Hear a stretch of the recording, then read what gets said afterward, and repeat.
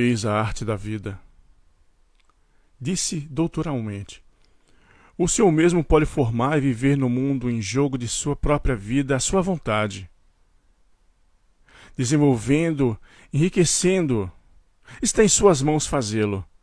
Assim como a loucura, em seu mais alto sentido, é o princípio de toda sabedoria, assim a esquizofrenia é o princípio de toda a arte, de toda a fantasia. Mesmo os homens instruídos chegaram ao reconhecimento parcial desta verdade, como se pode ler no Príncipe Wunderborn, naquele livro encantado no qual o trabalho fatigante e atento de um sábio se vê imortalizado com a colaboração genial de um número de artistas loucos e recolhidos como tais. O senhor agora pode aguardar suas figurinhas, pois o jogo lhe proporcionará muitas alegrias. A figura que hoje passou por um espantalho medonho e acabou por fazê-lo perder o jogo, poderá converter-se amanhã numa pobre figura secundária. E a pobre figurinha, que parecia ainda há pouco viver sob a influência de uma estrela má, poderá converter-se no próximo jogo em uma princesa. Desejo-lhe muitas satisfações, meu caro senhor. Inclinei-me profundamente agradecido diante daquele hábil jogador de xadrez. Guardei as peças no bolso e saí pela estreita porta. Havia pensado sentar-me no chão e jogar durante horas inteiras, durante toda a eternidade, com as figurinhas.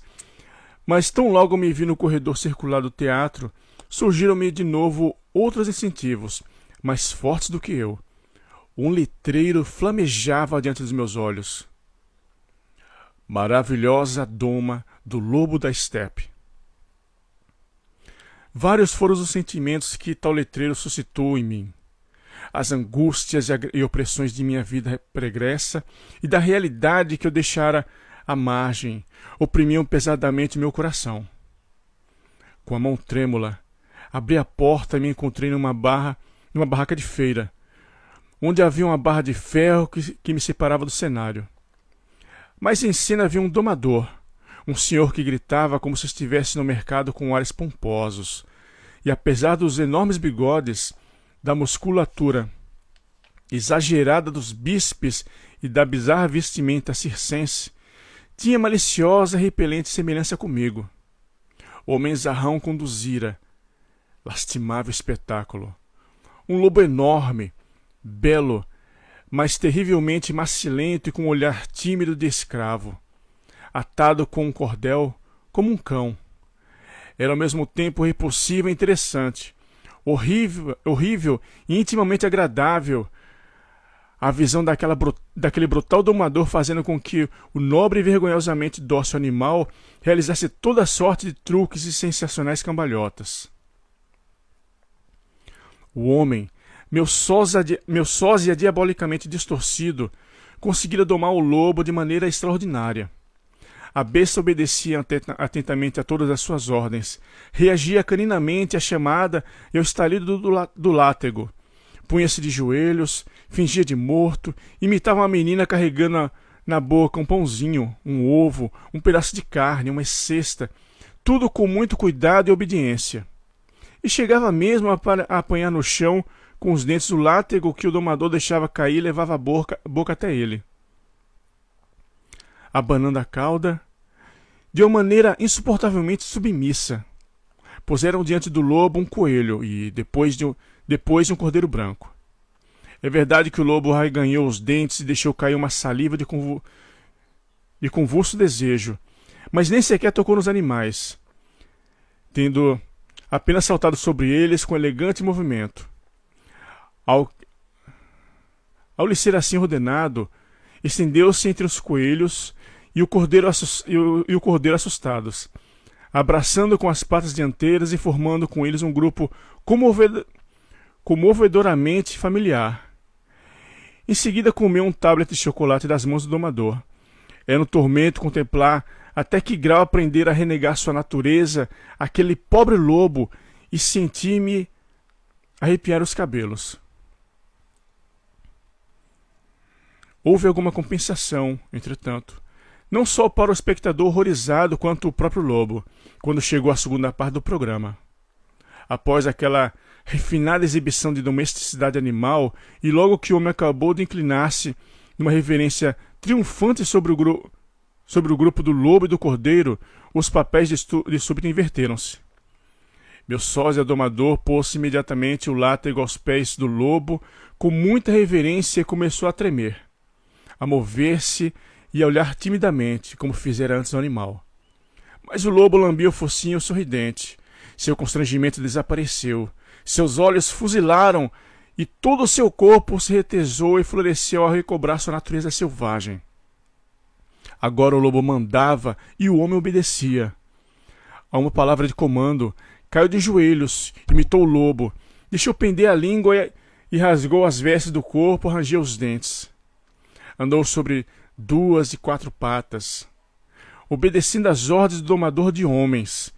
Imitou as mocinhas, fingiu-se de morto, deixou que o lobo o cavalgasse, levou o látego nos dentes à mão do domador.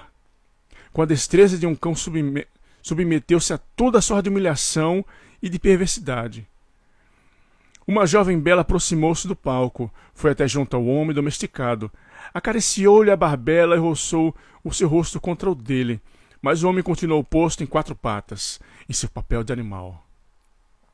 Sacudiu a cabeça e começou a mostrar os dentes à jovem, de maneira tão ameaçadora e lupina que a moça acabou por fugir. Deram-lhe chocolate, mas ele o cheirou e deixou de lado. E por último lhe trouxeram o cordeiro branco e o gordo coelho malhado. E o homem amestrado executou de maneira prodigiosa sua última imitação do lobo. Agarrou com unhas e dentes os apavorados animais, arrancando-lhes pedaços de pele e carne. Abocanhou uivando as carnes vivas e bebeu-lhe o sangue quente, com os olhos embriagados de prazer. Saí horrorizado pela porta. Aquele teatro mágico estava percebendo, não era nenhum paraíso. Todo o inferno estava reunido sob sua bela superfície. Oh, meu Deus! Também aqui não havia redenção. Corri aturdido de um lado para o outro, sentindo um sabor de chocolate e carne, igualmente horríveis. Desejei ansiosamente fugir daquela onda de torpor. Lutei fervorosamente para criar dentro de mim imagens mais amistosas e suportáveis. Oh, amigos, não neste tom. Dizia algo dentro de mim, e recordei com horror aquelas espantosas fotografias do front, que durante a guerra tive algumas vezes diante dos olhos, daqueles montões de cadáveres cujos rostos pareciam disfarçados de demônios pelas máscaras contra gases. Como pude então ser tão tolo e infantil, embora fosse o inimigo da guerra e amante da humanidade, para horrorizar-me com aquelas gravuras?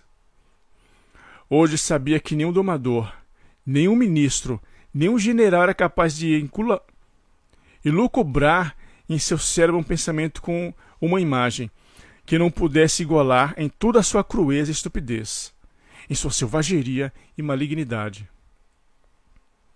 Dando um profundo suspiro, recordei o cartaz que antes, ao começar o teatro, tanto havia atraído aquele formoso rapaz, o letreiro que dizia: "Todas as mulheres são tuas."